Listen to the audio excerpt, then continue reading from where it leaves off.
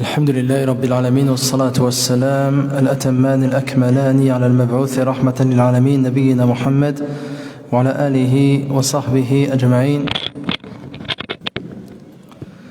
اللهم علمنا ما ينفعنا وبارك لنا فيما علمتنا وزدنا علما يا كريم. اللهم أرنا الحق حقا وارزقنا اتباعه وأرنا الباطل باطلا وارزقنا اجتنابه يا رب العالمين. الحمد لله. الأسبوع الماضي أكملنا متن العقيدة الطحاوية في عقيدة أهل السنة والجماعة، فنأخذ الآن إن شاء الله واليوم كتابا جديدا إن شاء الله، وهو كتاب 40 حديثا في التربية والمنهج لفضيلة الشيخ الدكتور عبد العزيز ابن محمد ابن Abdillah As-Sidhan Hafidhahullah. Donc la semaine dernière nous avions terminé l'épître Al-Aqida Al-Tahawiyya de Abi Ja'far Al-Tahawi.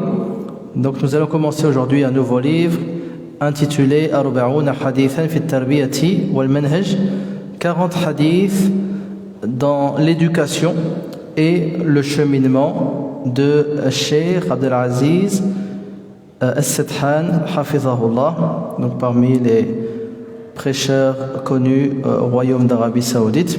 Donc il a regroupé dans ce livre 40 hadiths pour l'éducation donc de chaque musulman et le cheminement vers Allah subhanahu wa ta'ala.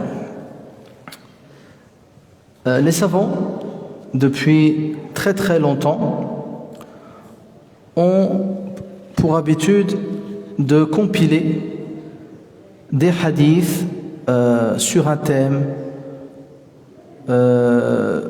ou bien d'un cheikh ou bien pris dans un pays, etc., etc. Donc une compilation de 40 hadiths. Donc parfois 40 hadiths, parfois un peu plus.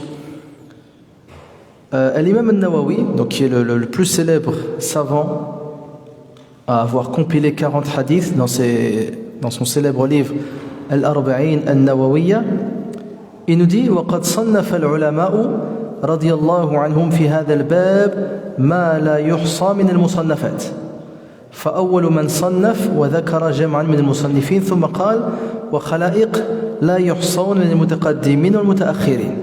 Donc l'imam Nawawi dans son introduction de l'Arba'in Nawawiyya, il nous dit que les savants sur la compilation de 40 hadiths, ils ont écrit des ouvrages indénombrables.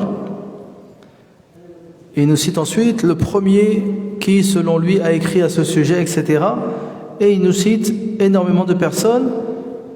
Et il nous dit qu'ils sont indénombrables parmi les anciens et parmi les plus récents. Et jusqu'à nos jours, des savants compilent 40 hadiths sur un thème bien précis. Et après l'imam Nawawi, il y en a encore plus qui ont fait cela. Et donc pourquoi 40 hadiths? Pourquoi justement ces savants ont été soucieux de compiler 40 hadiths et pas 30, pas 50? Donc car il y a un hadith qui dit Man hafidha ala ummati 40 hadithan min amri diniha ba'athahu Allahu yawm al-qiyamati fi zumrat al-fuqaha wal ulama. C'est-à-dire celui qui mémorise pour ma communauté 40 hadiths liés à sa religion, Allah Azza wa Jalla le ressuscitera yawm al-qiyamah dans le groupe des fuqaha et des ulama. Donc ce hadith, avec toutes les chaînes de transmission possibles, c'est un hadith que les savants du hadith ont considéré comme faible, jusqu'à ce que l'imam Ad-Daraqutni rahmatullahi alayh, décédé en 385 de l'Hégire, ils disent La yathbutu minha shay. Il n'y a pas une chaîne de transmission authentique par rapport à ce hadith. Et l'imam Nawawi lui-même, dans l'introduction de Arba'in Nawawiyya, dit Wattafaqa al-huffadhu ala annahu hadithun da'if wa in kathurat turuquhu. Même s'il y a énormément de chaînes de transmission sur hadith, il est faible selon les savants du hadith. Mais donc l'imam Nawawi juste après cela, il dit وقد اتفق العلماء على جواز العمل بالحديث الضعيف في فضائل الأعمال. Il dit malgré cela, malgré que les savants ils aient autorisé de mettre en pratique un hadith faible dans ce que l'on appelle fada'il al-a'mal, les actes méritoires, il dit malgré cela مع هذا فليس اعتمادي على هذا الحديث. Il dit malgré cela, je me base pas sur ce hadith pour écrire mon ouvrage les 40 hadiths an-Nawawiyya. Mais je me base sur le hadith authentique du prophète sallallahu alayhi wa sallam où il dit لِيُبَلِّغِ الشَّاهِدُ مِنْكُمُ الْغَائِبِ. Il dit que ceux qui sont présents, un jour il a dit aux compagnons lors du pèlerinage d'adieu, il a dit لِيُبَلِّغِ الشَّاهِدُ مِنْكُمُ الْغَائِبِ. Ceux qui sont présents, qui ont entendu mon discours, qu'ils le transmettent à ceux qui sont absents. Et c'est ce qu'ont fait les compagnons radiyallahu anhu. Ils ont transmis ce qu'ils ont entendu du prophète sallallahu alayhi wa sallam à ceux qui étaient absents. Et le prophète sallallahu alayhi wa sallam dit également نَضَّرَ اللَّهُ مْرَأً سَمِعَ مَقَالَاتِي فَوَعَاهَا فَأَدَّاهَا كَمَا سَمِعَهَا. Il dit qu'Allah Azza wa Jal embellisse un homme qui a entendu ma parole, l'a comprise et l'a transmise comme il l'a entendue. Donc c'est sur cela que les savants justement se basent pour s'être permis d'écrire énormément d'ouvrages dans lesquels sont compilés 40 hadiths du prophète sallallahu alayhi wa sallam. Donc parfois ils compilent 40 hadiths sur un thème bien précis. Donc tous les hadiths ils sont autour d'un thème bien précis. Parfois 40 hadiths avec une chaîne de transmission bien précise. Par exemple, un savant, il va dire, moi j'ai compilé 40 hadiths où il y a entre moi et le prophète sallallahu alayhi wa sallam 5 personnes. Chaîne de transmission. Un autre, il va dire, moi il y a 7 personnes. Un où il y a 10. En fonction de l'époque où vit ce savant. Un, il va compiler 40 hadiths. Il va dire, c'est 40 hadiths que j'ai entendus fi Sham. Il est réuni dans un hadith. 40 hadiths que j'ai entendus fil Yémen. 40 hadiths que j'ai entendus à tel endroit. Parfois, bisanad wal baladi sawiyan. Parfois, il va citer, par exemple, 40 hadiths qu'il a entendus à 40 endroits différents. Donc chacun, il essaye de compiler 40 hadiths selon un thème bien précis. À titre d'exemple, nous avons l'imam al-Harawi, décédé en 481, qui a écrit Al-Arba'oun fi Dala'il al-Tawhid. Donc 40 hadiths sur les preuves du Tawhid. الأربعون حديثا على مذهب أهل السنة للإمام أبي نعيم الأصبهاني. Donc 40 hadiths sur, on va dire, la voie de Al-Sunnah de Abu Nu'aym al-Asbahani, décédé en 430. Nous avons Al-Arba'oun fi Sifati Rabbil Alamin l'imam al-Dhahabi. 40 hadiths sur les attributs d'Allah Azza wa Jal. Arba'oun hadithan fi al-hathi ala al-jihad de Ibn Kathir, rahmatullah alayhi, sahib al-tafsir. Al-Arba'oun fi istina' al-ma'ruf de l'imam al-Munziri. Al-Arba'oun fi rad'i al-mujrim an sabb al-muslim de Ibn Hajar. Et d'autres. Jusqu'à aujourd'hui, les savants essayent donc de regrouper 40 hadiths. Et d'ailleurs, un contemporain, je ne connais pas, c'est un savant ou un étudiant, la kulli hal, qui a réuni 40 hadiths sur les épidémies, justement au moment du corona, etc.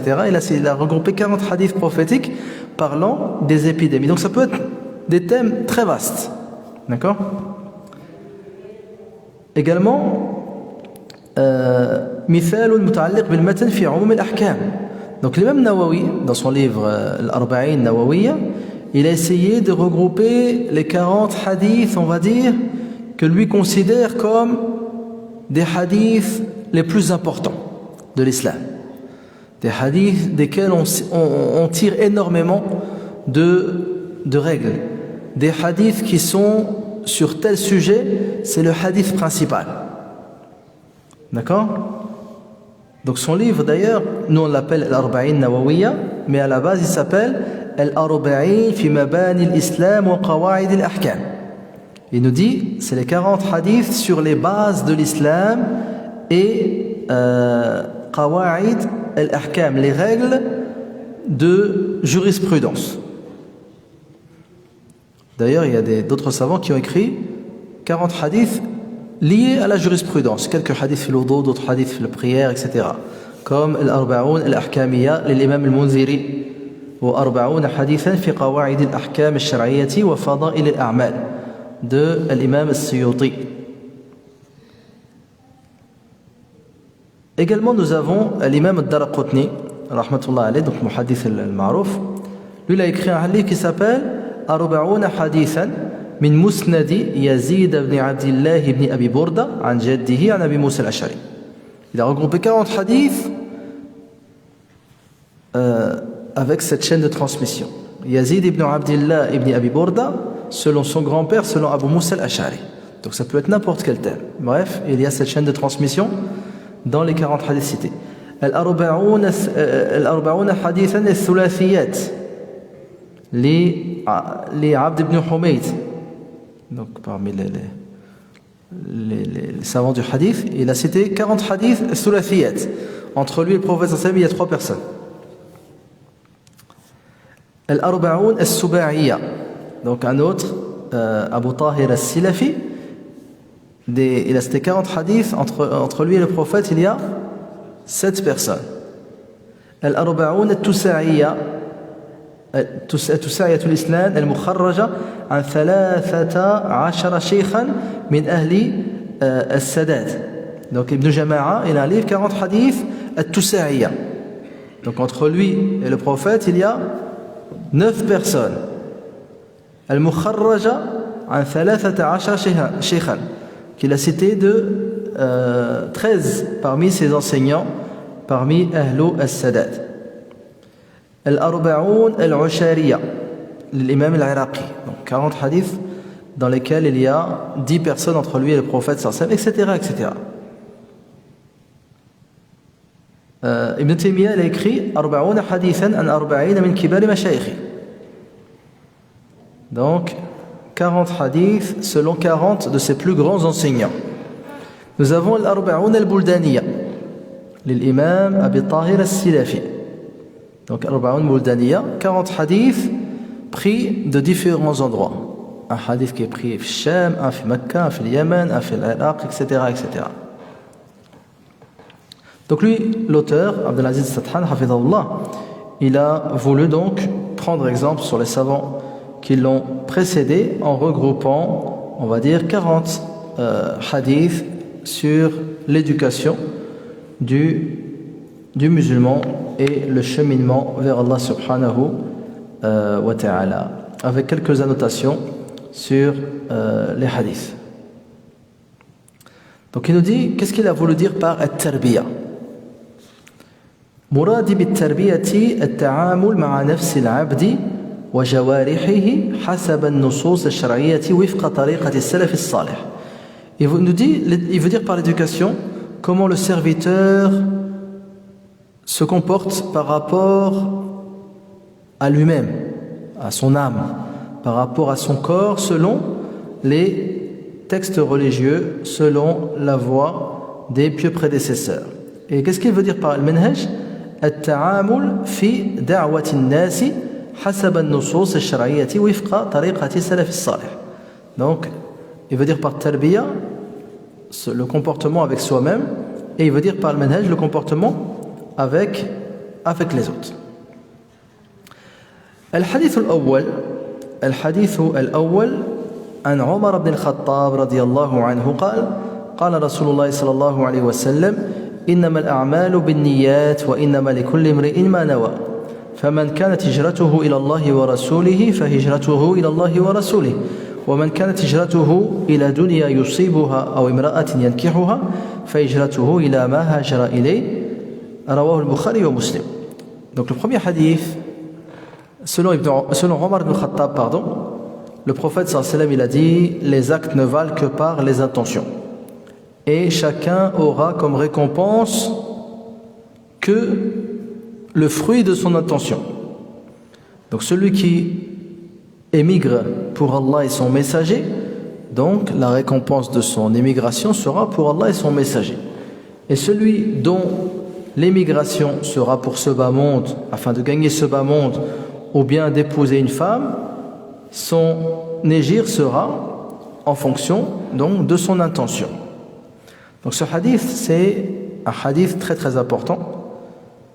C'est un hadith qu'on connaît tous, un hadith que beaucoup de savants ont cité en premier dans leurs ouvrages. L'imam Nawawi, il l'a cité dans Al-Arba'in Nawawiya, en premier hadith. Il l'a cité dans Riyad Salihin, premier hadith. Il l'a cité dans son livre Al-Azkar, premier hadith. L'imam Al-Bukhari, il l'a cité dans son livre Al-Sahih, premier hadith. L'imam Al-Baghawi, premier hadith dans son livre Al-Sunnah, etc., etc. Donc c'est un hadith très très important car c'est lié à l'intention. Donc dès qu'on parle des adorations, on parle souvent de l'intention et on cite ce hadith. Donc l'imam Shafi'i disait même que ce hadith il pouvait rentrer dans 70 chapitres de la religion. C'est-à-dire si on a un livre par exemple, on a 70 chapitres, on peut le mettre au début de beaucoup de hadiths. Lorsqu'on parle de la purification, l'odo on peut citer ce hadith, le ghusl on peut citer ce hadith, le tayammum on peut citer ce hadith, la prière on peut citer ce hadith, le jeûne, la zakat, le hajj, etc., etc. Donc l'intention elle est présente partout. Donc le prophète sallallahu alayhi wa sallam il nous dit innamal a'malu binniyat, c'est-à-dire les actes ne valent que par leur intention. Donc il n'y a pas d'acte sans intention. Dès que tu fais quelque chose, tu l'as fait tu avais une intention dans ton cœur. Même les actes mondains, pas que les adorations. Donc le prophète a dit namal a'mal, c'est-à-dire tous les actes on les fait parce que on voulait le faire, donc avec une intention qui peut changer d'un individu à l'autre.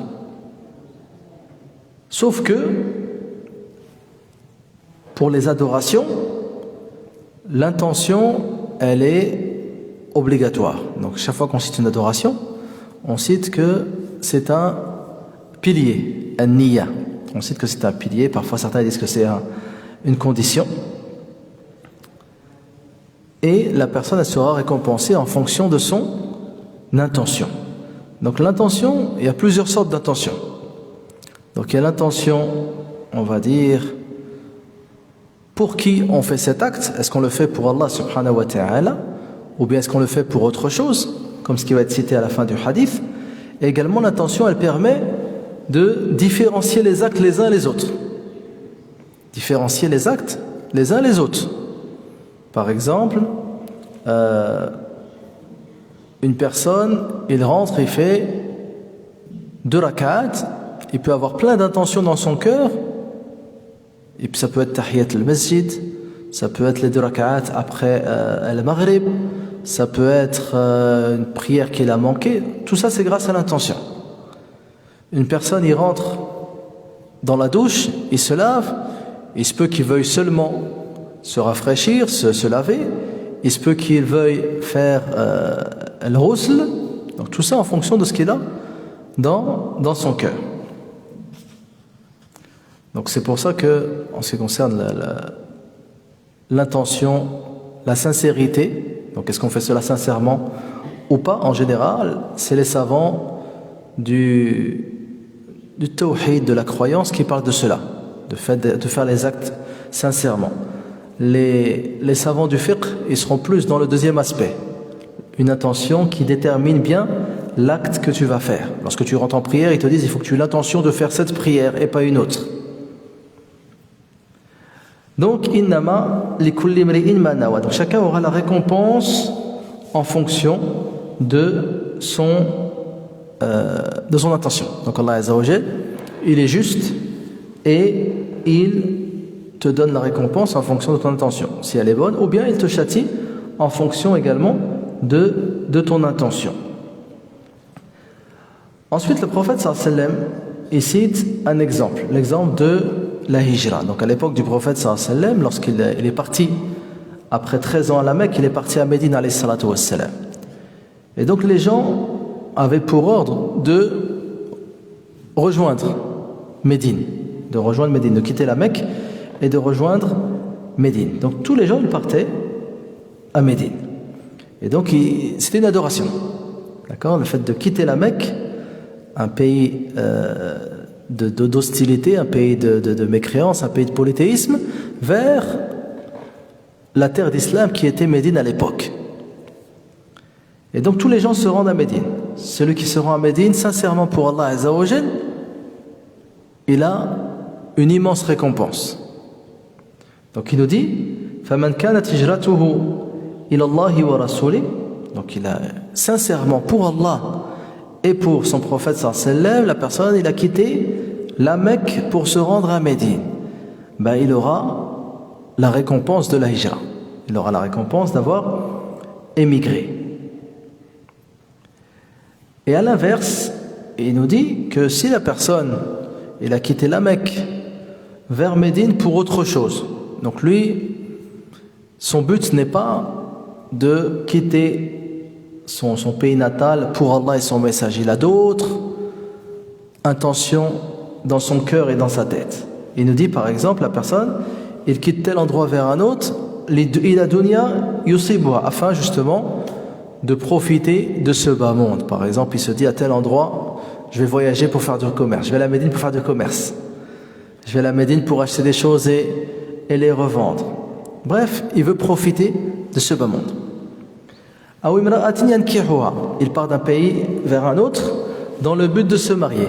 Dans le but de se marier. Ben, tous ces gens-là, ils n'auront pas la récompense de la hijra, ce sera en fonction de leur intention. Donc ça ne veut pas dire que il est interdit de voyager pour du commerce ou bien voyager pour se marier. Quand est-ce que c'est détestable? C'est quand tu fais un acte, donc toi tu n'as pas fait cela comme une adoration et tu fais passer cela pour une adoration. C'est ça qui est blâmable. La personne, il fait croire aux gens qu'il a fait l'hijra de la Mecque jusqu'à Médine comme les autres, alors qu'en réalité dans son cœur il y avait autre chose. Il fait croire aux gens qu'il a quitté donc son pays natal de la Mecque vers Médine, alors que dans son cœur il veut seulement se marier avec une femme. Donc à la base ce n'est pas interdit, mais faire passer cet acte pour une adoration, une chose faite pour Allah Azza wa Jal, c'est là que ça devient blâmable. Comme par exemple, c'est quoi le statut de manger des dattes? C'est autorisé. Tu as le droit de manger des dattes à tout moment. Wakil, si tu es à la mosquée, juste avant le Maghrib, tu sors tes dates, il y a l'adhan, tu dis Bismillah, tu manges des dates. Qu'est-ce qu'ils vont penser les gens? Les gens ils vont dire qu'un saïm. D'accord? Donc les gens ils vont penser. Donc toi à la base tu fais un acte autorisé, il n'y a aucun souci, tu peux manger quand tu veux. Sauf que là, les gens qu'est-ce qu'ils vont? Ils vont penser que tu jeûnais. Donc il faut absolument éviter. Donc c'est pareil ici. La personne il a émigré pour faire du commerce, il a émigré pour se marier et il fait croire aux gens qu'il a fait cela pour Allah subhanahu wa ta'ala et pour son prophète sallallahu alayhi wa sallam. Et donc déjà dans le Coran al-Karim cela est cité. Donc Allah Azza wa Jalla qu'est-ce qu'il nous dit? Man kana yuridu harth al-akhirati nazid lahu fi harthi wa man kana yuridu harth ad-dunya nu'tihi minha wa ma lahu fi al-akhirati min nasib. Celui qui désire le champ de l'au-delà, nous allons lui augmenter dans ce qu'il recherche. Et celui qui cherche le champ d'ici-bas, on va lui donner, mais il n'aura rien dans l'au-delà. Donc l'intention, c'est une condition pour que l'acte soit accepté auprès d'Allah Azza wa Jalla et que tu sois récompensé. Donc il y a deux conditions à cela. La première chose, il faut que ce soit fait sincèrement, quel que soit l'acte. Et la deuxième condition, il faut que tu suives la sunna du prophète sallallahu alayhi wa sallam. Donc si une de ces deux conditions n'est pas présente, l'acte n'est pas accepté. Donc il faut que le prophète sallallahu alayhi wa sallam ait fait cela, ou bien on va dire qu'il y ait consensus sur cela, ou bien qu'il y ait une analogie, même si dans les adorations il y a rarement des analogies. Mais en tout cas, c'est les deux conditions principales pour que les actes soient acceptés. الحديث الثاني deuxième حديث عن عبد الله بن عمر بن العاص رضي الله عنهما قال رسول الله صلى الله عليه وسلم إن المقسطين عند الله على منابر من نور عن يمين الرحمن وكلتا يديه يمين الذين يعدلون في حكمهم وأهليهم وما ولوا رواه مسلم. Donc deuxième hadith selon Abdullah ibn Amr ibn al-As radiyallahu anhuma, le prophète sallallahu alayhi wa sallam il a dit innal muqsitin, les justes auprès d'Allah seront sur des minbar de lumière à droite du miséricordieux wa kilta yadayhi yamin, donc les deux mains d'Allah azza wa jal sont droites. Alladhina ya'dilun, donc ceux qui sont justes dans leur jugement, fi hukmihim, avec leur famille, wa ahlihim wa ma walu, et dans leur responsabilité. Donc dans ce hadith il y a un appel à la justice, à l'équité, que l'on appelle al-adl. Allah azza wa jalla dans le Coran dit inna Allah ya'muru bil adli wal ihsani wa ita'i dhil qurba. Allah azza wa jalla il ordonne d'être juste. Donc juste avec tout le monde. Lorsque vous dites quelque chose, soyez juste même avec vos proches. Donc parfois il y a des gens ils sont justes, mais dès que c'est les proches, ils sont tentés justement d'être injustes, de protéger leurs proches justement contre d'autres personnes. Donc le musulman il lui est demandé d'être juste avec tout le monde. D'être juste, même lorsque par exemple il y a une querelle entre son fils et un autre. Si ton fils il a tort, il faut que tu lui dises. Si il y a une querelle entre ton père et le voisin, et c'est le voisin qui a raison, tu n'as pas à être dans le camp des injustes. Donc, al-muqsitin 'inda Allahi 'ala manabir min nur, ils seront sur des minbar de lumière. Donc ils seront élevés fi dunya wa fi l'akhirah, ici-bas et dans l'au-delà auprès d'Allah azza wa jalla. Ils seront donc sur des minbar de lumière. Donc la justice c'est une lumière ici-bas. Donc si justement les gens ici-bas appliquaient la justice, on vivrait de la meilleure des manières, que ce soit les gens entre eux, que ce soit ceux qui les dirigent, que ce soit les voisins, les familles, etc., etc. Et la personne de sa nature, de la nature, on aime la justice. Toute personne qui est juste, on aura tendance à l'apprécier. Et à l'inverse, une personne qui est injuste, on aura tendance à s'en éloigner et à le détester. C'est pour ça que le prophète sallallahu alayhi wa sallam dit Inna zulma zulumatun yawm al-qiyamah. Donc l'injustice sera des ténèbres dans l'au-delà, c'est-à-dire un châtiment pour celui qui est injuste. Donc les justes seront sur des minbars de lumière à droite du miséricordieux. Et il nous dit kilta yadayhi yamin, les deux mains d'Allah azza wa jalla sont des mains droites. Donc il y a dans ce hadith l'attribut d'Allah azza wa jalla qui sont les deux mains. Déjà c'était dans le Coran Karim, Allah azza wa jalla il nous dit وقالت اليهود يد الله مغلولة غلت أيديهم ولعنوا بما قالوا بل يداه مبسوطتان ينفق كيف يشاء. Et Allah azza wa jalla ya iblis ma mana'aka an tasjuda lima khalaqtu bi yaday.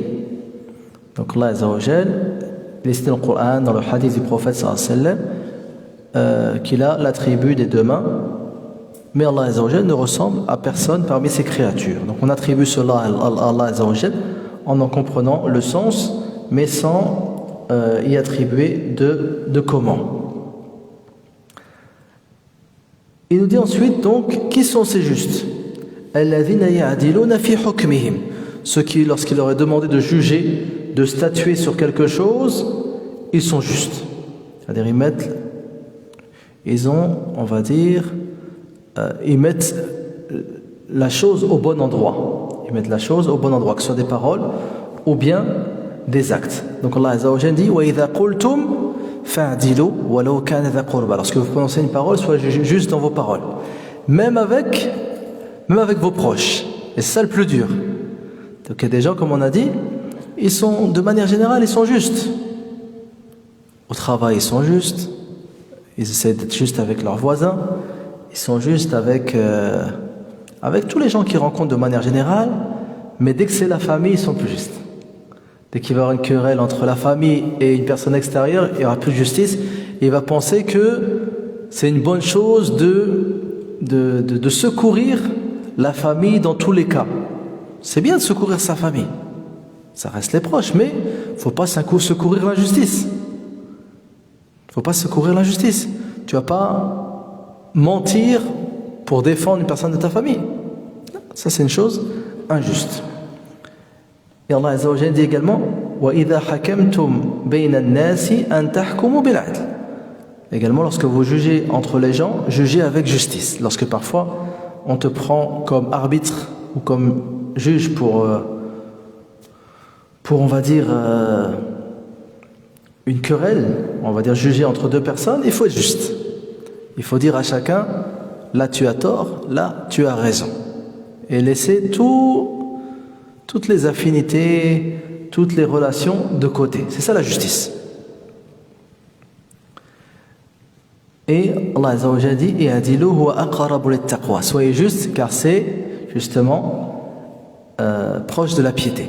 Aqrabu lit-taqwa.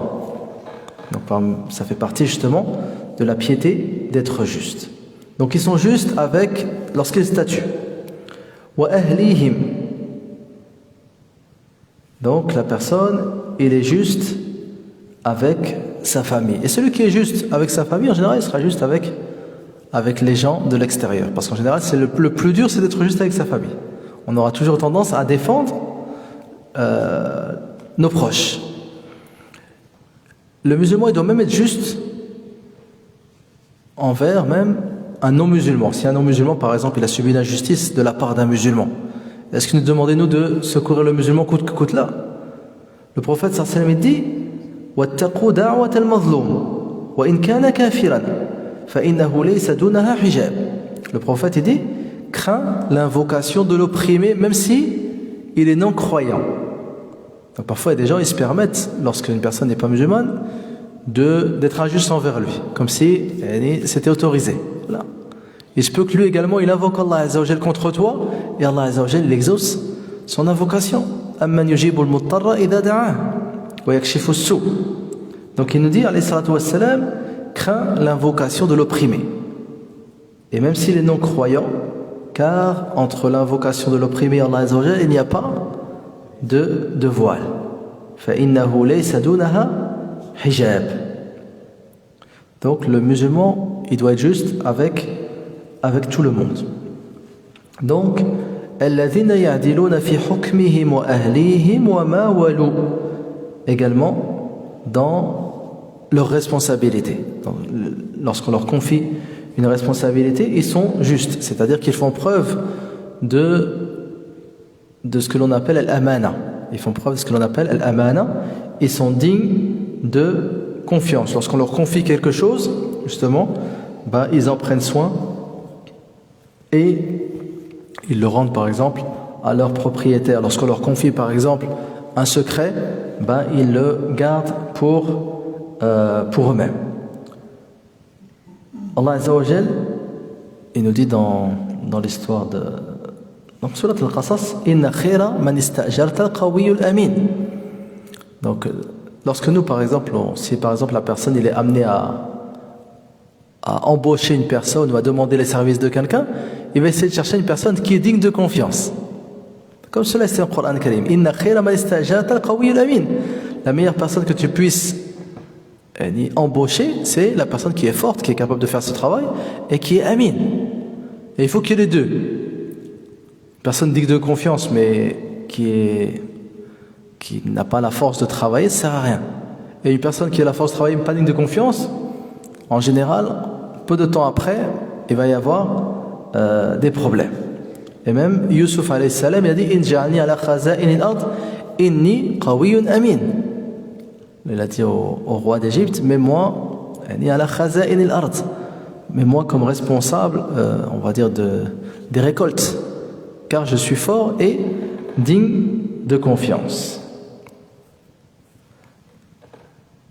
Donc la force, ça permet justement de bien accomplir sa tâche, et l'amana, ça permet justement de ne pas trahir la personne qui t'a fait confiance. Donc il faut, lorsqu'on fait appel à quelqu'un, il faut regarder ces deux côtés. Donc le côté de la confiance et de la force.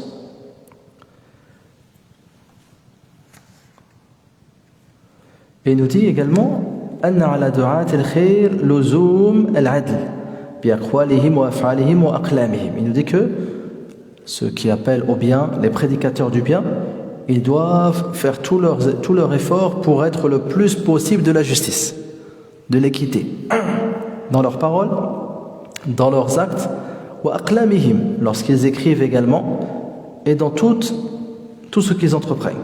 وأن ذلك من أسباب حصول التوفيق الإلهي.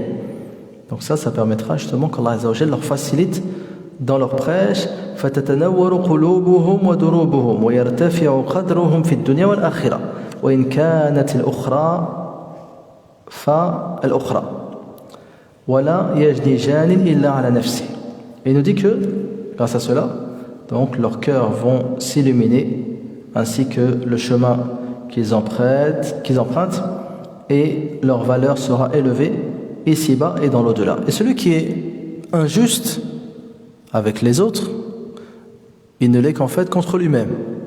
Allah Azza wa Jalla se dit wala yadhlimu wa man asa'a fa'aliha. Celui qui fait du mal, il aura fait du mal contre lui-même en réalité. الحديث الثالث عن ابن عمر رضي الله عنهما أن رسول الله صلى الله عليه وسلم خطب الناس يوم فتح مكة فقال يا أيها الناس إن الله قد أذهب عنكم عبية الجاهلية وتعاظمها بآبائها فالناس رجلان بر تقي كريم على الله وفاجر شقي هين على الله والناس بنو آدم وخلق الله آدم من تراب قال الله تعالى يا أيها الناس إنا خلقناكم من ذكر وأنثى وجعلناكم شعوبا وقبائل لتعارفوا إن أكرمكم عند الله أتقاكم إن الله عليم خبير. Rapporté par At-Tirmidhi, Ibn Hibban et d'autres. Ibn Omar radiyallahu anhuma, il nous dit que le prophète sallallahu alayhi wa sallam, lors de la conquête de la Mecque, il a tenu un discours et il a dit aux gens, donc à partir d'aujourd'hui, Allah Azza wa Jal adhhab ankum rubiyyat al-jahiliya, c'est-à-dire l'orgueil de l'époque anté-islamique. Il a dit ça n'a plus de valeur. Wa ta'azumaha bi aba'iha, également le fait d'être fier de ses ancêtres. Le prophète il dit tout ça n'a plus de valeur. Vos ancêtres, l'orgueil de l'jahiliya, ça n'a aucune valeur. Il nous dit que là, à partir d'aujourd'hui, an-nasu rajulan. À partir d'aujourd'hui, les gens, il y a deux catégories de personnes.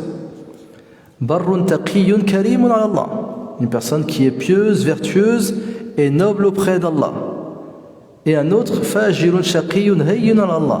Un autre qui est pervers, malheureux et qui n'a pas de valeur auprès d'Allah. Les gens sont tous des enfants de Adam. Et Adam alayhi salam a été créé de terre. Allah Azza wa Jalla dit Ya ayyuhan nas, aux gens, inna khalaqnakum min dhakarin wa untha. On vous a créé d'un mâle et d'une femelle, de Adam ou Hawa. Wa ja'alnakum shu'uban wa qaba'ila lita'arafu. Et on a fait de vous des peuples et des tribus afin que vous fassiez connaissance. Inna akramakum indallahi atqakum. Donc le plus noble d'entre vous est le plus pieux, le plus noble d'entre vous auprès d'Allah est le plus pieux, et Allah est connaisseur et savant. Donc l'année 8 de l'Hégire, le prophète sallallahu alayhi wa sallam, pendant le mois de Ramadan, il rentre à la Mecque pour rendre la Mecque terre d'islam. La Mecque terre d'islam. Et donc il tient plusieurs discours alayhi salatu wa sallam pendant ces jours où il sera à la Mecque alayhi salatu wa sallam avant de retourner à Médine. Et donc ici, il s'adresse à tout le monde. Et aux Mécois, ainsi que ceux qui l'ont accompagné pour cette bataille. Et il dit Ya Yohannes, donc aux gens. Donc sachez que à partir d'aujourd'hui, tout ce qui est Quraysh, tout ce qui est la noblesse des tribus, tout ce qui est les ancêtres, etc. C'est-à-dire toi, tu hérites d'une noblesse juste grâce à ta noblesse. Et tout ça, ça n'a plus de valeur. Et tout ça, ça n'a plus de valeur à partir d'aujourd'hui. Inna Allah qad adhaba ankum hubbiyata al-jahiliya. Donc à partir d'aujourd'hui, donc vous devez suivre l'islam. Et l'islam ne donne aucune valeur à ces choses-là. D'accord? Et donc ça prouve que si Allah Azza wa Jalla, donc il fait disparaître cela, ça prouve que c'est une chose blâmable. Le fait d'être orgueilleux par rapport à sa lignée, orgueilleux par rapport à son origine, orgueilleux par rapport à sa nationalité, orgueilleux par rapport à sa couleur de peau, orgueilleux par rapport... Toutes ces choses-là, ça n'a aucune valeur en islam.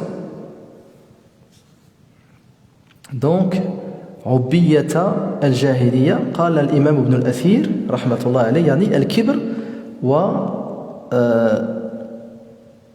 تضم عينها وتكسر c'est-à-dire العين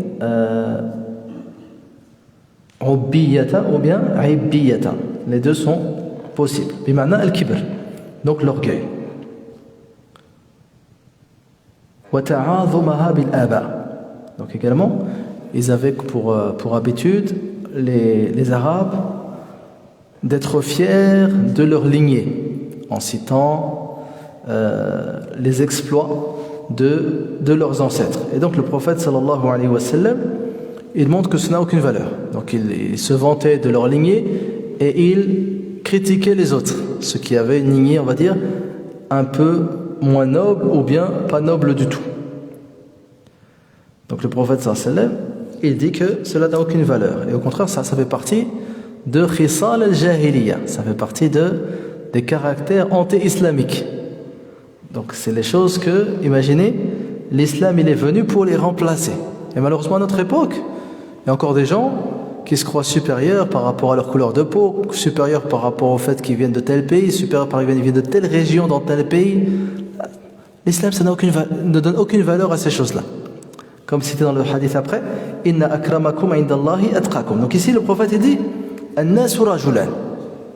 Il a dit vous avez des centaines de tribus, vous avez à travers les tribus des sous-tribus. Il dit tout ça c'est fini. Il n'y a que deux types de personnes à partir d'aujourd'hui. An-nasu rajulan. Barrun taqiyyun karimun ala Allah. Personne qui est pieuse, vertueuse et noble auprès d'Allah Azza wa Jalla. Première catégorie. Deuxième catégorie, wa fajirun shaqiyyun hayyinun ala Allah. Deuxième catégorie, un pervers, malheureux, n'ayant aucune valeur auprès d'Allah. Donc c'est ça. Donc il faut que nous, entre nous, on juge selon la justice d'Allah subhanahu wa ta'ala. Si auprès d'Allah Azza wa Jalla, il n'y a que deux types de personnes, nous également, pour nous, il devrait y avoir que deux types de personnes. Soit la personne, il est pieux, nuhibbuhu fillahi tabaraka wa ta'ala, soit la personne, il n'est pas pieux, on demande à Allah Azza wa Jalla de le guider. Il n'y a pas de couleur de peau, il n'y a pas d'âge, il n'y a pas de nationalité, il n'y a pas de région. Toutes ces choses-là, ça n'a aucune valeur auprès d'Allah subhanahu wa ta'ala. Et c'est ça qui fait la force de l'islam. C'est ça qui fait la force de l'islam, parce que l'islam, justement, il a réussi à effacer une chose qui était ancrée chez les Arabes. Donc l'histoire des tribus, des clans, tout ça, c'était ancré depuis des millénaires. Et l'islam, il a réussi à effacer cela. Déjà le prophète sallallahu alayhi wa sallam, lorsqu'il arrive à Médine, il met fin à des querelles entre l'Aws et le Khazraj. Eux, ils avaient une guerre qui avait duré 120 ans. Et l'islam a réussi de faire de ces gens qui se sont combattus 120 ans des frères. Allah Azza wa Jalla nous dit وَاذْكُرُوا نِعْمَةَ اللَّهِ عَلَيْكُمْ إِذْ كُنْتُمْ أَعْدَاءً فَأَلَّفَ بَيْنَ قُلُوبِكُمْ. Rappelez-vous du bienfait d'Allah Azza wa Jalla sur vous lorsque vous étiez ennemis. Et Allah Azza wa Jalla a regroupé vos cœurs. Il a regroupé vos cœurs. Donc, le prophète nous dit qu'il y a deux types d'individus. Soit pieux, vertueux, nobles auprès d'Allah Azza wa Jal, soit pervers, malheureux, on va dire, vil auprès d'Allah subhanahu wa ta'ala. Et après le prophète sallallahu alayhi wa sallam, justement, il nous donne un conseil qui nous aide à être modeste. Donc l'inverse de l'orgueil, c'est la modestie. Et il nous dit, rappelez-vous, An-nas banu Adam, wa khalaqa Allahu Adama min turab. Il dit, tous les gens, de toutes les tribus, de toutes les couleurs, de toutes les tailles, ils viennent tous de Adam. Qui c'est qui ne vient pas d'Adam? Personne. Tous. En Afrique, en Asie, en Amérique, on vient tous de Adam alayhi salam. Et Adam, il a été créé de terre. Donc si ton père, il a été créé de terre, ensuite sa descendance, elle a été créée d'une goutte de sperme, sans exception, comment on peut être orgueilleux après cela? Également, comment tu peux être fier d'une chose que tu n'as pas choisie? Alors quand tu nais dans telle tribu, dans telle famille, dans tel pays, tu as telle couleur, c'est quoi ton rôle dans cela? Allah Azza wa Jal, c'est lui qui a choisi. Là ici, pour la plupart, qui est né au bled, d'autres qui sont nés en France, il y en a d'autres qui naissent en Asie, d'autres qui naissent en Amérique du Sud. C'est Allah Azza wa Jal qui choisit cela. C'est quoi ton rôle? Pourquoi tu es fier d'une chose comme ça? Qu'as-tu fait pour naître ici, pour naître en Algérie, pour naître au Maroc, en Tunisie, en Afrique? Tu n'as rien fait. Allah Azza wa Jal a décidé de naître là-bas. Pourquoi être fier d'une chose dans laquelle tu n'as aucun rôle? Donc il nous dit, rappelez-vous que votre père Adam a été créé de terre. Donc à chaque fois que la personne est prise d'orgueil, il doit se rappeler justement son origine. Donc soit l'origine de notre père Adam alayhi salam, ou bien même l'origine de quoi on a été créé. On a été créé d'une goutte de sperme. Alam nakhluqkum min ma'in mahin faj'alnahu fi qararin makin ila qadarin ma'lum. Et donc les gens qui doivent être les plus éloignés de cet orgueil, donc cet orgueil qui revient al-jahiliya, l'orgueil par les ancêtres, etc., ce sont donc du'atul khair, donc les gens qui appellent au bien, les prédicateurs. Car premièrement, c'est un péché, ça fait partie de umur al-jahiliya. Et également,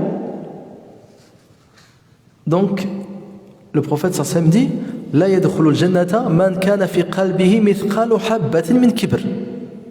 Ne rentrera pas au paradis celui qui a dans son cœur le poids d'un atome d'orgueil. C'est-à-dire, lorsque tu rentres au paradis, il faut que ton cœur soit totalement purifié de l'orgueil. Et le prophète, il nous dit, c'est quoi l'orgueil? Il nous dit, al-kibr batarul haqq wa ghamtun nas. L'orgueil, c'est le fait de rejeter la vérité. C'est-à-dire la personne t'apporte les preuves de la vérité et toi tu rejettes par orgueil. Wa ghamtun nas, le fait de mépriser les gens, le fait de te croire supérieur aux gens, également ça fait partie de l'orgueil.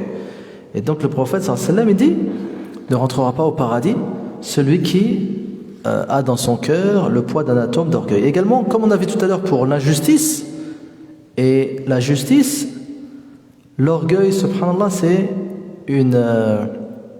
pareil, c'est un défaut que personne n'aime. Normalement, une personne orgueilleuse, tu t'en éloignes. Comme une personne injuste, tu t'en éloignes. Et à l'inverse, une personne modeste, tu auras tendance à l'aimer. Et la modestie, en général, c'est souvent une cause qui fait que Allah Azza wa Jal, il t'élève. Le prophète sallallahu alayhi wa sallam dit وَمَا تَوَاضَعَ أَحَدٌ لِلَّهِ إِلَّا رَفَعَهُ. Lorsqu'une personne il fait preuve d'humilité pour Allah Azza wa Jal, Allah Azza wa Jal, il l'élève. Allah Azza wa Jal, il l'élève. الحديث الرابع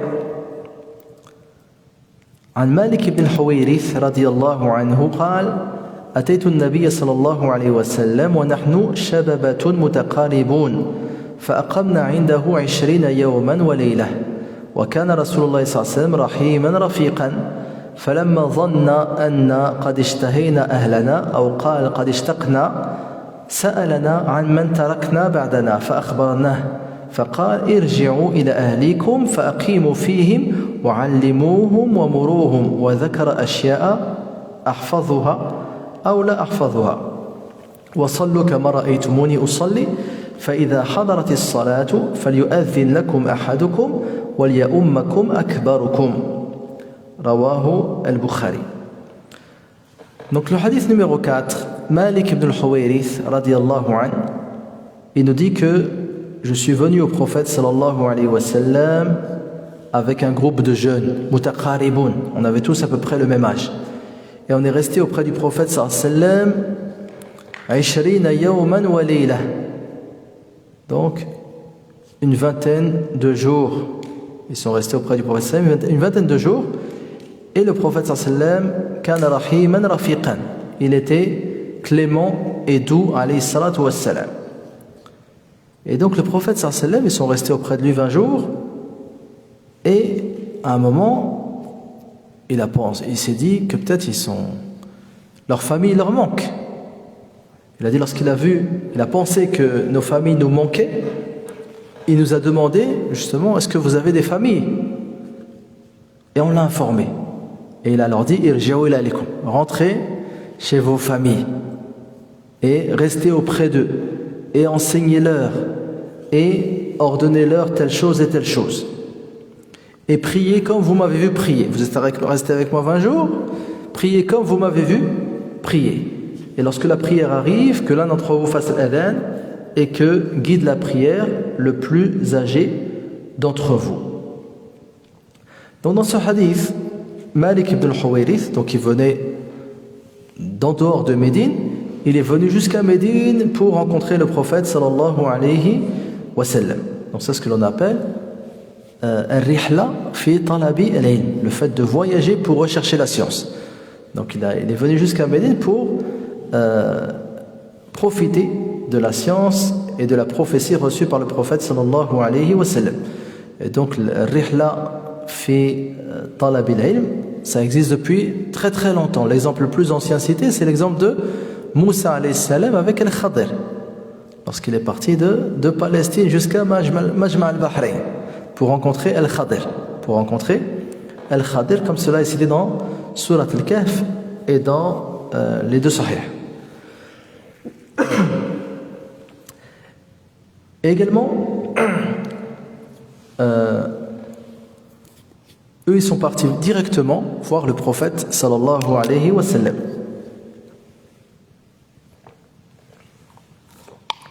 Donc lorsque l'on peut aller voir, on va dire, on a la possibilité d'aller voir directement la personne la plus illustre, on ne doit pas choisir quelqu'un d'autre. Donc ils sont partis voir le prophète sallallahu alayhi wa sallam. Wa nahnu shababatun mutaqaribun. Donc c'était des jeunes, qui prouve que donc les jeunes parmi les sahaba radiyallahu anhum, donc ils étaient soucieux d'apprendre leur religion radiyallahu anhum. Donc ils sont restés à Médine auprès du prophète sallallahu alayhi wa sallam pendant une vingtaine de jours. Donc loin de leur famille. Donc ils ont sûrement voyagé pendant plusieurs jours. Et ensuite, ils sont restés à Médine pour profiter du prophète sallallahu alayhi wa sallam. Sans dire au prophète sallallahu alayhi wa sallam qu'ils avaient laissé femmes et enfants, etc. Eux, ils voulaient rester un maximum de temps auprès du prophète sallallahu alayhi wa sallam. Donc la recherche de la science demande énormément d'efforts. Yahya ibn Abi Kathir, rahmatullah alayhi, il disait La yustata'u al-ilmu bi rahati al-jism. C'est-à-dire on ne peut pas acquérir la science avec le repos du corps. Donc forcément il faut faire un effort et se fatiguer pour acquérir la science. Et donc les savants ils ont dit également al-asl an yaskuna at-talib bi qurb al-shaykh. La base c'est que l'élève habite proche de son enseignant. C'est pour ça que donc ici ils sont partis directement habiter auprès du prophète sallallahu alayhi wa sallam pendant cette période. وكان Rasulullah sallallahu rahiman rafiqan. Donc le prophète sallam, il était clément et doux alayhi salatu wassalam. Donc on voit le comportement du prophète sallallahu alayhi wa sallam et son amour pour ceux qui viennent justement chercher la science auprès de lui. لقد جاءكم رسول من أنفسكم عزيز عليه ما عنتم حريص عليكم بالمؤمنين رؤوف رحيم. Donc dans le Coran, Allah Azza wa Jal a décrit le prophète sallallahu alayhi wa sallam comme étant doux et clément envers les croyants. Également, l'enseignant, il lui est demandé d'être doux avec ses élèves, comme l'a fait le prophète sallallahu alayhi wa sallam avec ces jeunes qui sont venus profiter de lui alayhi salatu wa sallam. Et Abu Saïd al-Khudri radiyallahu anhu, donc après la mort du prophète sallallahu alayhi wa sallam, lorsque justement il rencontrait des gens parmi at-tabi'in qui recherchaient le savoir, il leur disait marhaban bi wasiyati rasulillahi sallallahu alayhi wa sallam kana rasul sallam yusina bikum yani talabata al-hadith. Donc Abu Saïd al-Khudri, lorsqu'il voyait des gens qui voulaient justement entendre le hadith du prophète sallallahu alayhi wa sallam, il disait marhaban bikum, il dit bienvenue à vous qui êtes wasiyat rasulillahi sallallahu alayhi wa sallam, qui êtes la recommandation du prophète sallallahu alayhi wa sallam. Le prophète sallallahu alayhi wa sallam, il nous recommandait d'être bon et doux envers vous, ceux qui recherchent le hadith. Donc au bout de 20 jours, le prophète sallallahu alayhi wa sallam dhanna anna qad ishtahayna ahlana. Donc le prophète sallallahu alayhi wa sallam, il a vu ou il a pensé qu'on commençait, que nos familles commençaient à nous manquer. Et donc le prophète sallallahu alayhi wa sallam, ça montre également l'intelligence du prophète sallallahu alayhi wa sallam. Le prophète sallallahu alayhi wa sallam, également dans un hadith, même si c'est un hadith faible, il a dit ittaqu firasat al-mu'min fa innahu yanzuru bi nurillah. C'est-à-dire prenez garde à l'intuition du croyant.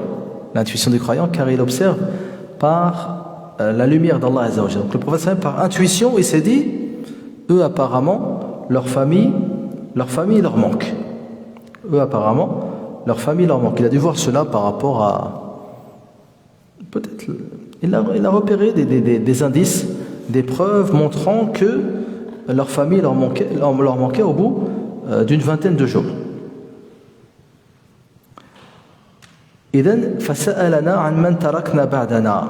Donc il leur a dit, au fait, je vous avais pas demandé, est-ce que vous avez des familles que vous avez laissées au village? Et donc ils l'ont informé.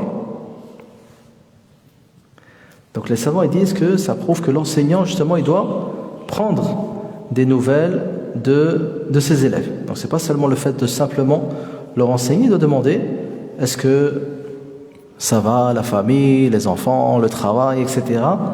etc. Comme l'a fait le prophète sallallahu alayhi wa sallam. Également ça augmente l'amour entre l'élève et son enseignant. Donc ensuite le prophète sallallahu alayhi wa sallam il leur a dit irji'u ila ahlikum. Donc rentrez chez vous, rentrez chez vos familles. Donc vous êtes restés 20 jours avec moi, vous avez appris ce qu'Allah Azza wa Jal a bien voulu que vous appreniez. Maintenant rentrez chez vous, car vos familles également, on va dire, ils ont un droit sur vous. Inna li ahlika haqqan wa inna li nafsika alayka haqqan wa inna li rabbika alayka haqqan. Mais par rapport, à titre d'exemple, on avait cité la semaine dernière, il me semble, Abu Huraira, radiyallahu anhu. Abu Huraira, lui, il est resté 4 ans, on va dire, collé au prophète sallallahu alayhi wa sallam. On avait vu quoi, Abu Huraira? Pas de femme, pas d'enfant, aucune responsabilité. Donc ils pouvaient faire cela. Mais eux, c'est différent. Eux, ils sont restés 20 jours, ils ont laissé des familles, donc, vers lesquelles ils doivent rentrer. Et donc le prophète sallallahu alayhi wa sallam, il leur a dit irji'u ila ahlikum fa'aqimu fihim, restez auprès d'eux, wa'allimuhum. Donc ce que vous avez appris de moi, transmettez-le. Vous êtes restés 20 jours, vous avez appris ce que vous avez appris, transmettez-le. Wamuruhum وأذكر أشياء وذكر أشياء أحفظها أو لا أحفظها. Donc ils disent que justement, ce qui prouve que l'étudiant, donc celui qui possède des connaissances, il faut qu'il commence par enseigner à sa famille. Qu'il commence par enseigner à sa famille. Donc c'est eux qui méritent le plus tes enseignements. Donc le prophète sallam, il ne les a pas envoyés aller ici, aller à gauche, aller à droite, aller au nord, aller au sud. Là, il leur a dit irji'u ila ahlikum faqimu fihim wa 'allimuhum. Vous avez appris, allez enseigner désormais à vos familles. L'imam al-Bukhari rahmatullah alayh, dans son livre As-Sahih, il dit bab ta'lim ar-rajuli amatahu wa ahlahu. Dit chapitre, donc l'imam al-Bukhari là, il nomme ces chapitres lui-même, il dit l'enseignement de l'homme qui enseigne à sa femme esclave et à sa famille. ثم ساق إسناده إلى أبي موسى الأشعري رضي الله عنه قال قال صلى الله عليه وسلم ثلاثة لهم أجران رجل من أهل الكتاب آمن بنبيه وآمن بمحمد صلى الله عليه وسلم والعبد المملوك إذا أدى حق الله وحق مواليه ورجل كانت عنده أمة فأدبها فأحسن تأديبها وعلمها فأحسن تعليمها ثم أعتقها فتزوجها فله أجران. والشاهد من الحديث قوله ورجل كانت عنده أمة فأدبها فإذا كان الرجل يؤجر في تعليم أمته فكيف بتعليم أولاده وأهل بيته. Donc l'imam al-Bukhari, il a dit bab ta'lim ar-rajuli amatahu wa ahlahu. Et ensuite il a cité le hadith d'Abu Moussa al-Ash'ari où le prophète sallallahu alayhi wa sallam dit il y a 3 personnes qui auront une double récompense. Un homme parmi les gens du livre qui aura cru en son prophète et qui aura cru en Mohammed sallallahu alayhi wa sallam. Et également un homme esclave qui s'acquitte des droits d'Allah et des droits de son maître. Et un homme qui a une femme esclave. Fa'addabaha, c'est-à-dire il l'a bien éduqué. Addabaha fa'ahsana ta'dibaha, donc il l'a éduqué de la meilleure des manières. Wa'allamaha fa'ahsana ta'limaha, et il lui a enseigné de la meilleure des manières. Ensuite il l'a affranchie et il s'est marié avec elle. Falahu ajran. Donc il nous dit, l'endroit qui nous intéresse dans ce hadith, c'est la dernière partie. رجل كانت عنده أمة فأدبها فأحسن تأديبها وعلمها فأحسن تعليمها. Donc si la personne il a 2 récompenses, une double récompense pour avoir enseigné et éduqué sa domestique, qu'en est-il de celui qui éduquerait sa femme et ses enfants, donc en leur apprenant ce dont ils ont besoin dans leur religion. Ali ibn Abi Talib radiyallahu anhu, il nous dit au sujet du verset Ya ayyuhalladhina amanu qu anfusakum wa ahlikum naran waquduha an-nas wal hijara. Ô vous qui avez cru, protégez-vous vous-même et vos familles d'un feu dont le combustible est les gens et les pierres. Il a dit allimu ahlikumul khair. Enseignez le bien à vos familles. وقال الإمام مالك رحمة الله عليه كان السلف يعلمون أولادهم حب أبي بكر وعمر كما يعلمون السورة من القرآن. Donc l'imam Malik, comme c'est rapporté dans Sharh Usul al-I'tiqad al-Sunnah, il disait que les pieux prédécesseurs, ils enseignaient à leurs enfants l'amour de Abu Bakr et de Omar comme ils leur enseignaient une sourate du Coran. قال سعيد بن العاص إذا علمت ولدي القرآن وحججته وزوجته فقد قضيت حقه وبقي حقي عليه. Saïd ibn al-As disait si j'enseigne à mon enfant le Coran, que je lui fais faire le hajj, que je le marie, فقد قضيت حقه, donc je me suis acquitté de son droit sur moi et il reste alors mon droit sur lui. Et donc le prophète sallallahu alayhi wa sallam, il a dit à Malik ibn al-Huwayrith et ceux qui étaient avec lui irji'u ila alikum, rentrez chez vos familles, fa'aqimu fihim, restez auprès d'eux, wa'allimuhum, et enseignez-leur. Ensuite, il a dit Sallu kama ra'aytumuni usalli. Priez comme vous m'avez vu prier. Donc le prophète sallallahu alayhi wa sallam, il n'aura pas enseigné la prière. Il n'aura pas dit la prière, shurut, l'arkan, nawaqid. Là. Eux, ils sont restés avec le prophète sallallahu alayhi wa sallam et ils l'ont vu prier.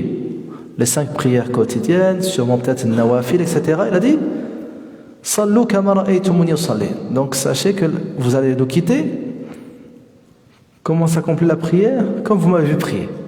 Comme vous m'avez vu prier. Donc l'enseignement de la prière, c'est pas forcément par cette division des actes qu'on peut voir dans les livres de fiqh, shurut, le fara'id, le sunan, le fada'il, etc., ou le nawaqid.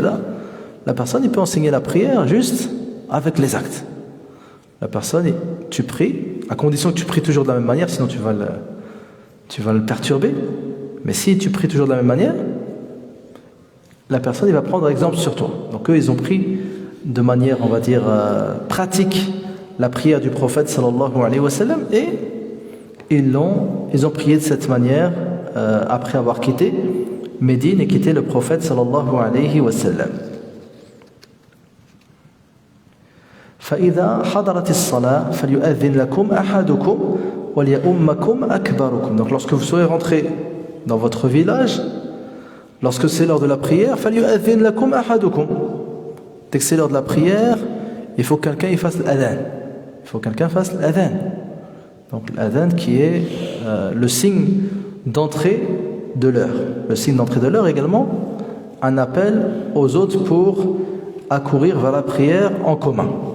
Donc l'adhan, il y a deux intérêts. Donc ça permet aux gens de savoir que l'heure est rentrée et c'est également un appel aux gens pour venir prier à la mosquée. C'est pour ça que dans l'adhan, il y a hayya ala salat, ya hayya ala al-falah. فَلْيُؤَذِّنْ لَكُمْ أَحَدُكُمْ وَلْيَؤُمَّكُمْ أَكْبَرُكُمْ. Et que celui guide la prière le plus vieux d'entre vous. Guide la prière le plus vieux d'entre vous. Dans d'autres hadiths, le prophète sallallahu alayhi wa sallam dit donc ici, le prophète sallallahu alayhi wa sallam, il leur a dit que guide la prière le plus vieux d'entre vous.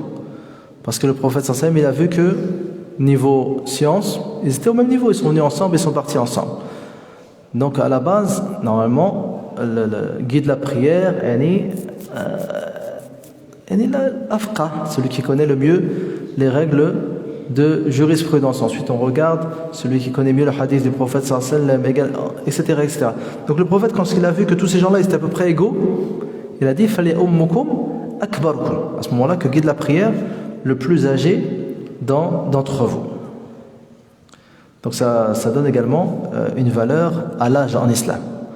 Donc l'âge, même si on a vu que tout à l'heure inna akramakum indallahi atqakum, l'âge a une valeur dans notre religion. Le prophète sallallahu alayhi wa sallam dit laysa minna man lam yarham saghirana wa yuwaqqir kabirana wa ya'lam li'alimina haqqa. Ne fait pas partie de nous celui qui n'est pas clément avec les jeunes, qui ne respecte pas les anciens et ne donne pas son droit aux savants parmi nous. Aux savants parmi nous. Wallahu a'lam. Sallallahu ta'ala أن يعلمنا ما جهلنا وأن ينفعنا بما سمعنا. نسأل الله تعالى أن يرزقنا العلم النافع والعمل الصالح. اللهم زينا بزينة الإيمان واجعلنا هداة مهتدين غير ضالين ولا مضلين. اللهم إنا نسألك الهدى والتقى والعفاف والغنى. ربنا آتنا في الدنيا حسنة وفي الآخرة حسنة وقنا عذاب النار. وصلى الله على نبينا محمد وعلى آله وصحابته أجمعين.